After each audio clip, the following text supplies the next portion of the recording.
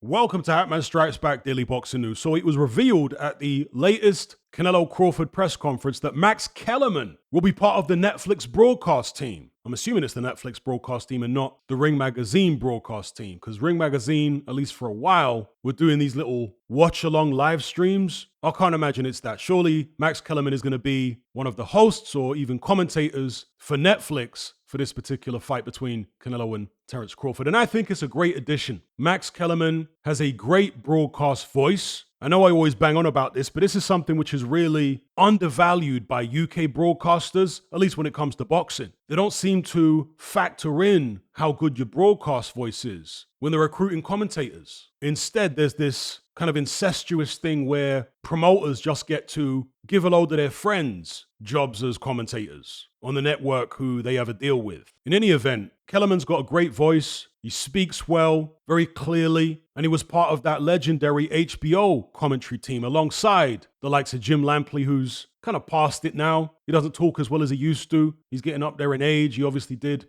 the Ring Magazine card in Times Square. But who knows, maybe they bring him back for this Canelo Crawford show and he gets a reunion with Kellerman. That'd be cool. I'm sure they'd bounce off each other a lot better than Lampley did with the commentators he was working with for the Times Square card. But yeah, that legendary HBO team was Kellerman, Lampley, Larry Merchant, Harold Lederman, of course, with his scorecards, OK Jim, and all that. And there were several fighters and trainers who worked with that team as well, such as George Foreman, Lennox Lewis, who was not very good on the HBO team in my opinion, Roy Jones, who was great. His chemistry with the rest of the HBO team was fantastic. And he always had that great laugh that made you laugh oftentimes. And even Manny Stewart was very good as part of the HBO team. Aside from maybe Roy Jones, Kellerman, as things stand right now, is by far the freshest of that old commentary team. Obviously, a couple of the names I just mentioned are no longer with us. But Kellerman's a lot fresher than Lampley, and I'm really happy that he's calling this Canelo Crawford fight. Not just for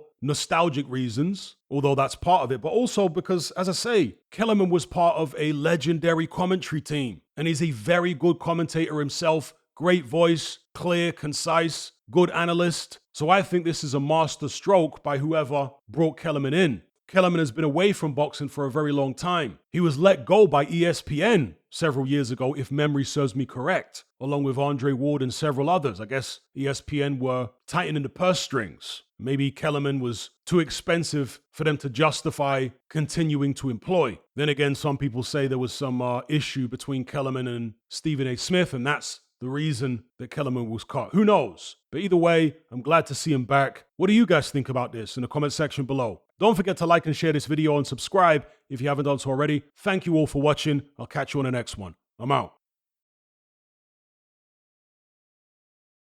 Are you surrounded by mindless bots in human form who adhere to the norm and blindly conform? Who swallow all the mainstream BS and actually ridicule you for questioning things? Do you wish you had more free-thinking individuals in your life to network and converse with? Well, look no further. We're right here. Come and join the Brotherhood of Reason on Patreon. You'll gain access to my weekly topical content where we take deep dives on an endless variety of subjects, as well as my vast back catalogue of podcasts, videos, interviews, movie decodings, and my Confessions of a Nightclub Bouncer series. You'll also get to talk and network with myself and hundreds of other people in our members chat. You can enjoy all this via the Patreon app or on desktop and download all my podcasts in high quality MP3. There's no contract, no commitment. You can cancel at any time, just like Netflix, but it's a hell of a lot cheaper. Just download the app from the Play Store or the App Store, or simply visit patreon.com on a web browser. Then head on over to my page and select the tier called the Brotherhood of Reason. All the links are in the description box below.